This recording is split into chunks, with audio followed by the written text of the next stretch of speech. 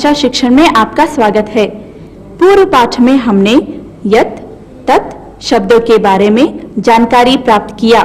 इस पाठ में हम और भी कई नए शब्दों के बारे में अभ्यास करेंगे। नमो नमः।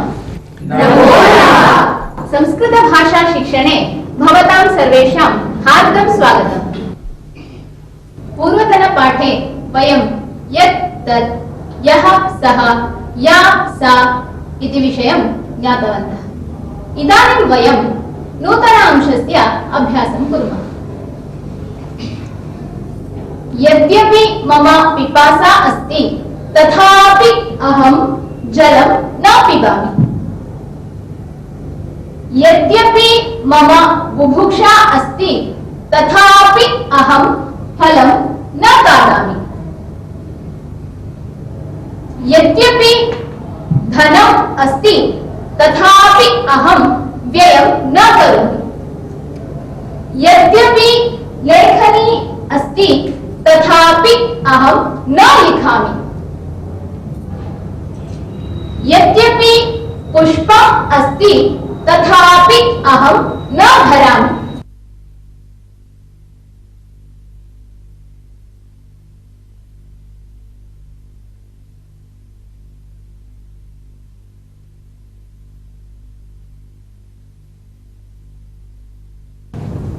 अहं वाक्यद्वयं वदामि। भवन्तः यद्यपि तथापि योजयित्वा वदन्तु। यथा धनम् अस्ति व्ययं न करोति। यद्यपि धनम् अस्ति तथापि व्ययं न करोति। विरामः अस्ति विद्यालयं गच्छति। वदन्तु। यद्यपि विरामः अस्ति तथापि विद्यालयं गच्छति। परीक्षा अस्ति न पठति। यद्यपि परीक्षा अस्ति तथापि न पठति। विद्युत् अस्ति व्यजनं न भ्रमति। यद्यपि विद्युत् अस्ति तथापि व्यजनं न भ्रमति। सः निर्धनः दानं करोति। यद्यपि सः निर्धनः तथापि दानं करोति। समयः नास्ति आगच्छामि। यद्यपि समयः नास्ति तथापि आगच्छामि। सा बुद्धिमती परीक्षायाम् अनुत्तीर्णा। यद्यपि सा बुद्धिमती तथापि परीक्षायाम् अनुत्तीर्णा। इदानीं भवन्तः यद्यपि तथापि एतयोः उपयोगं कृत्वा वाक्यानि वदन्तु। यद्यपि शिरोवेदना अस्ति तथापि पठामि। उत्तमम्। यद्यपि भवती पृच्छति तथापि न स्फुरति। पूर्णं वदतु। यद्यपि भवती पृच्छति तथापि न स्फुरति। उत्तमम्। यद्यपि अहम् उत्तरं जानामि तथापि न लिखामि। यद्यपि कार्यमस्ति तथापि निद्रां करोमि। उत्तमम्।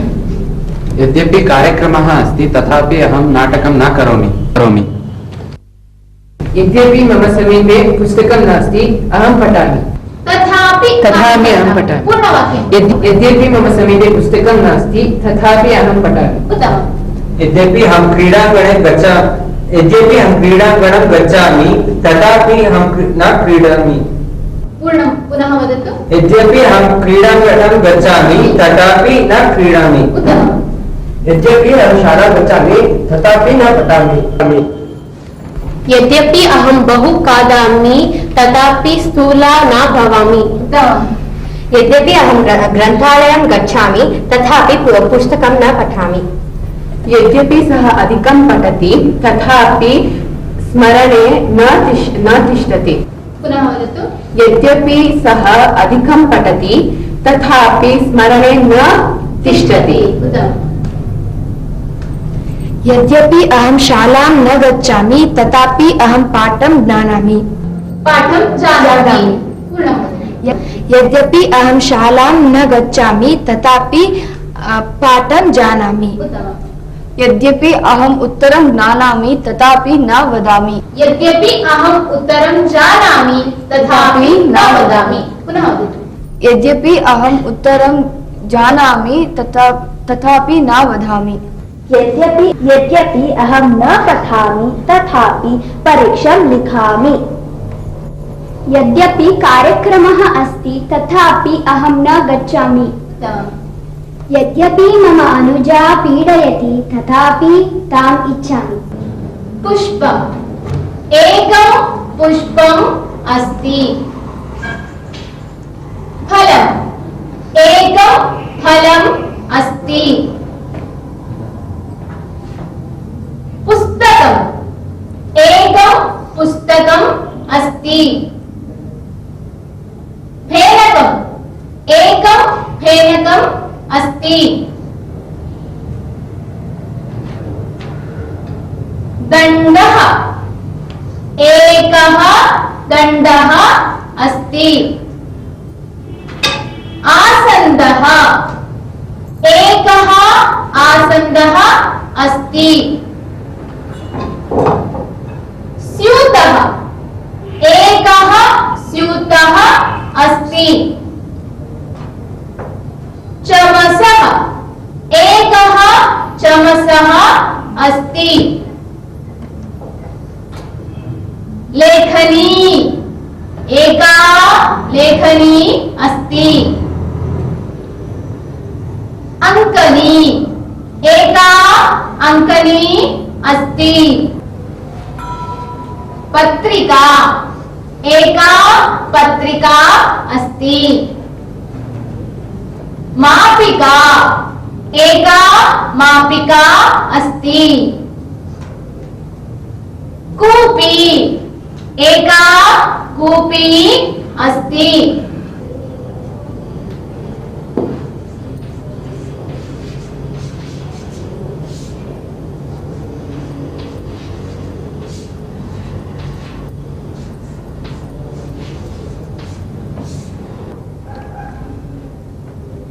एकं पुस्तकम्। एकः पुरुषः। एका महिला। पुरतः नपुंसकलिङ्गशब्दः अस्ति चेत् एकम्। पुल्लिङ्गशब्दः अस्ति चेत् एकः। स्त्रीलिङ्गशब्दः अस्ति चेत् एका इति एवं प्रकारेण प्रयोगं कुर्मः। फलम्।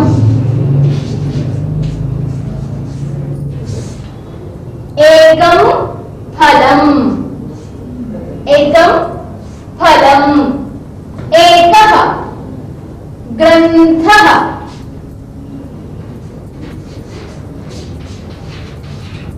एकः ग्रन्थः। पत्रिका।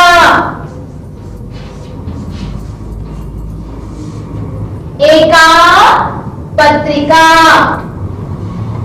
इदानीम् अहं शब्दान् वदामि। भवन्तः एकम्, एकः, एका एतेषु उचितं रूपं योजयन्तु। उत्पीठिका। एका उत्पीठिका। ग्रन्थः। एकः ग्रन्थः। वृक्षः। एकः वृक्षः। मन्दिरम्। एकं मन्दिरम्। कङ्कणम्। एकं कङ्कणम्। दण्डः। एकः दण्डः। मार्गः। एकः मार्गः। लेखनी। एका लेखनी। अङ्कनी। एका अङ्कनी। दन्तकूर्चः। एकः दन्तकूर्चः। सुधाखण्डः।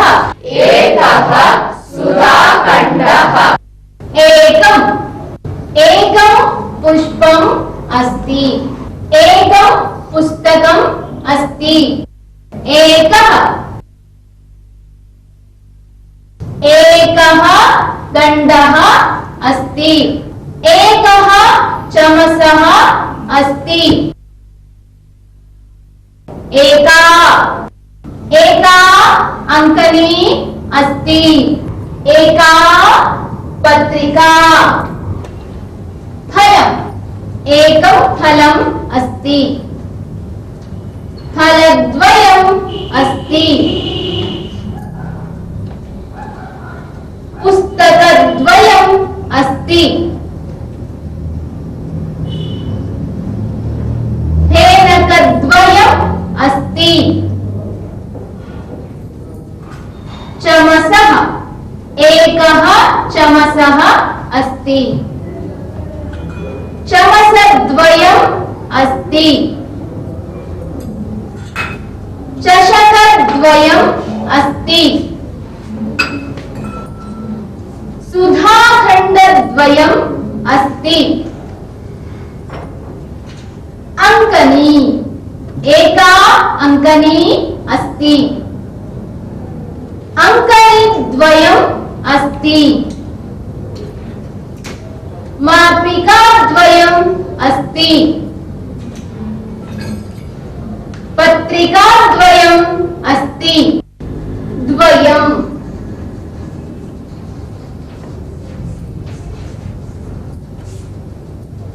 ग्रन्थः ग्रन्थद्वयम् अस्ति। कोशः कोशद्वयम् अस्ति। पत्रिका पत्रिकाद्वयम् अस्ति। लेखनी लेखनीद्वयम् अस्ति। फलम् फलद्वयम् अस्ति। मन्दिरम् मन्दिरद्वयम् अस्ति। इदानीम् अहं कानिचन चित्राणि दर्शयामि।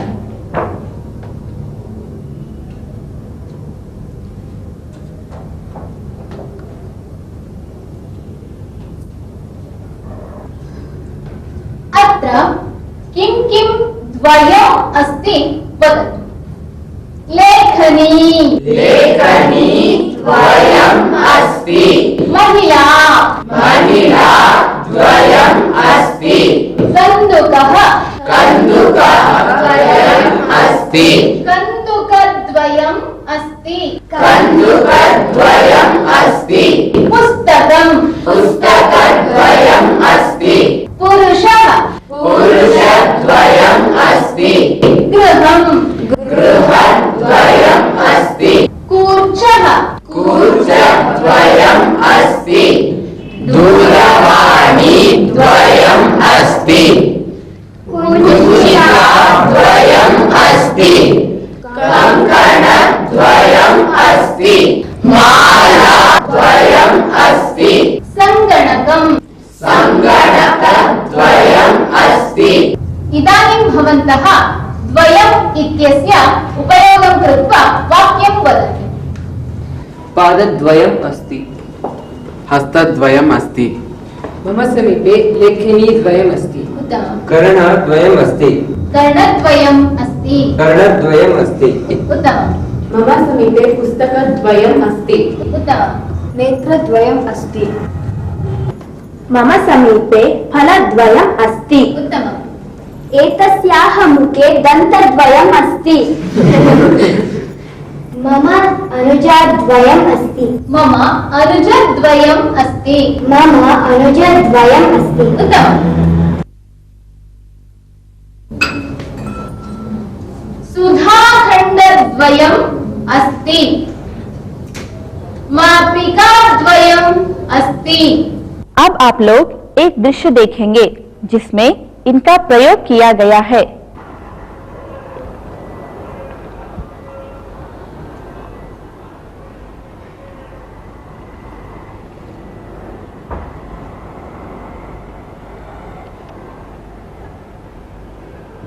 भोः भोः किमपि ददातु भोः। किमर्थं भोः याचनं करोति? अहं निर्धनः, मम समीपे किमपि नास्ति। सत्यं वा? सत्यं भवान् निर्धनः एव यतः भवतः समीपे एकं रूप्यकमपि नास्ति। सत्यमेव। परन्तु भवतः पादद्वयम् अस्ति खलु? आम्, पादद्वयम् अस्ति। एवं करोतु, भवतः पादद्वयं मह्यं ददातु, अहं 10,000 रूप्यकाणि ददामि। न ददामि भोः। एकं पादं ददातु, अहं 10,000 रूप्यकाणि ददामि। सर्वथा न ददामि। भवतः हस्तद्वयम् अस्ति खलु? तदपि न ददामि। हस्तद्वयं ददातु, अहं 20,000 रूप्यकाणि ददामि। गच्छतु भोः, न ददामि। तर्हि एकं हस्तं ददातु, अहं 20,000 रूप्यकाणि ददामि। सर्वथा न ददामि। भवतः नेत्रद्वयम् अस्ति खलु? एकं नेत्रं मह्यं ददातु, अहं 50,000 रूप्यकाणि ददामि। 50,000 रूप्यकाणि किं 1,00,000 रूप्यकाणि ददाति चेदपि न ददामि। तत्तु अमूल्यम्। सत्यं वा? आं भोः, शरीरस्य एकैकम् अङ्गं तावत् अमूल्यं। तदेव पृच्छति किल? कीदृशः मूर्खः भवान्। मित्र, तदा भवान् एव उक्तवान् खलु अहं निर्धनः इति। परन्तु भवतः अनेक लक्ष मूल्ययुतं शरीरम् अस्ति। प्रथमं तस्य महत्त्वं जानातु। सत्यम्, इदानीम् अहं ज्ञातवान्। अहं निर्धनः नास्मि, अहं श्रीमान् अस्मि। इतः परं कस्यापि पुरतः अहं याचनां न करिष्यामि। साधु मित्र, साधु।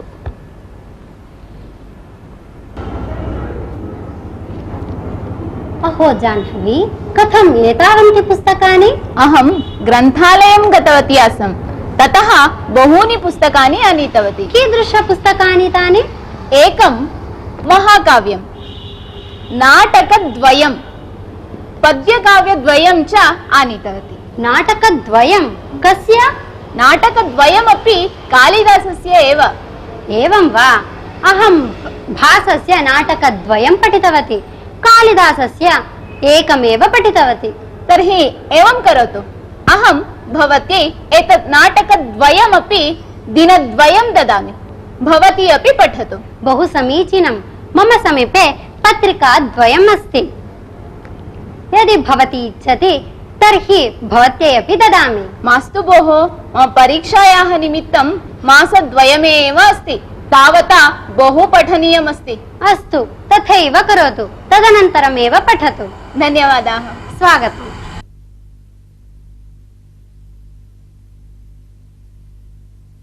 एकं महाकाव्यं,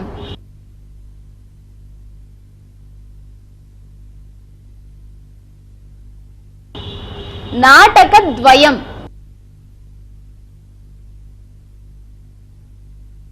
एकं पादं ददातु। भवतः नेत्रद्वयम् अस्ति खलु? वयम् इदानीम् एकं सुभाषितं शृणुमः।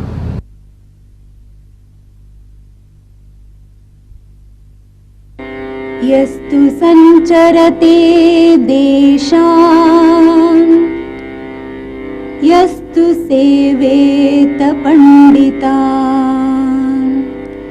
तस्य विस्तारिता बुद्धिः तैलबिन्दुरिवाम्भसि।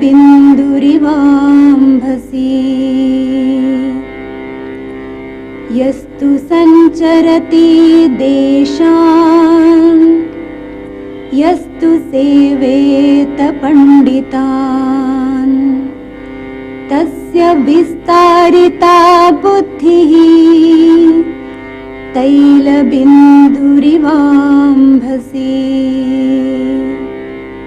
सुभाषितस्य अर्थः एवमस्ति, यः देशसञ्चारं करोति, यः विदुषां सहवासं करोति, तस्य बुद्धिः विकसिता भवति। यथा जले पतितः तैलबिन्दुः सर्वत्र व्याप्तः भवति, तथा यः देशसञ्चारं करोति, यः विदुषां सहवासं करोति तस्य बुद्धिः विकसिता भवति। सुभाषित का अर्थ ये है, जो व्यक्ति देशाटन करता है तथा जो पंडितों ज्ञानियों की सेवा करता है तथा उनका सानिध्य रखता है, उस व्यक्ति का ज्ञान अपने आप बढ़ जाता है। वह उसी प्रकार ज्ञानी बन जाता है जिस प्रकार तेल बिंदु के पानी में गिरने से वह पूरे पानी में फैल जाता है। इदानीम् एकां कथां वदामि।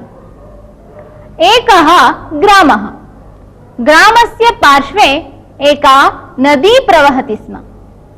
नद्याः तीरे एकः आश्रमः आसीत्।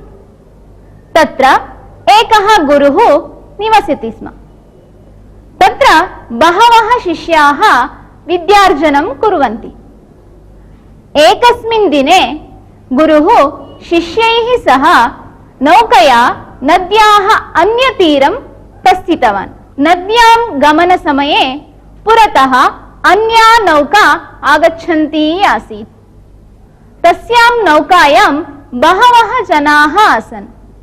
यदा ते पश्यन्तः आसन् तदा एव सा नौका नदीस्थां काञ्चित् महतीं शिलां घट्टयित्वा भग्ना अभवत्। नौकायां स्थिताः जनाः नद्यां पतित्वा मरणं प्राप्तवन्तः। तद्दृष्ट्वा गुरुः शिष्यान् उक्तवान्, पश्यन्तु, नौकायां कोऽपि एकः दुष्टः आसीत्। तस्य कारणतः निरपराधिनः अन्ये सर्वे मरणं प्राप्तवन्तः। अतः एव वदन्ति, एकः पापानि कुरुते, अन्ये फलम् अनुभवन्ति। तदा शिष्याः तद् न अङ्गीकुर्वन्ति। एकः वदति, गुरो, एकः पापानि कुरुते, अन्ये फलम् अनुभवन्ति, एतद् अन्यायं खलु? गुरुः तदा किमपि उत्तरं न वदति, मन्दहासं कृत्वा मौनं तिष्ठति। ते नद्याः अन्यतीरं प्राप्तवन्तः। नदीतीरे गमनसमये एकः शङ्खः दृश्यते। शिष्यः एकः शङ्खं गृहीत्वा इतस्ततः भ्रामयति। शङ्खस्य अन्तः बह्व्यः पिपीलिकाः आसन्। तासु एका पिपीलिका शिष्यस्य हस्तम् अदशत्। तदा अतीव क्रुद्धः शिष्यः तं शङ्खं नद्यां क्षिप्तवान्। पिपीलिकाः सर्वाः मरणं प्राप्तवत्यः। तद्दृष्ट्वा गुरुः वदति, पश्यन्तु, एका पिपीलिका भवतां मित्रस्य हस्तम् अदशत्, किन्तु तस्याः कारणतः सर्वाः पिपीलिकाः मरणं प्राप्तवत्यः। अतः एव वदन्ति, एकः पापानि कुरुते तस्य फलं सर्वेपि अनुभवन्ति इति। इदानीं शिष्याः गुरोः वचनस्य अन्तरार्थं ज्ञातवन्तः। ते तद् अङ्गीकृतवन्तः। कथायाः अर्थं ज्ञातवन्तः किल? धन्यवादः। नमो नमः। अब ये पाठ समाप्त होता है। अगले पाठ में फिर मिलेंगे। तब तक के लिए धन्यवाद।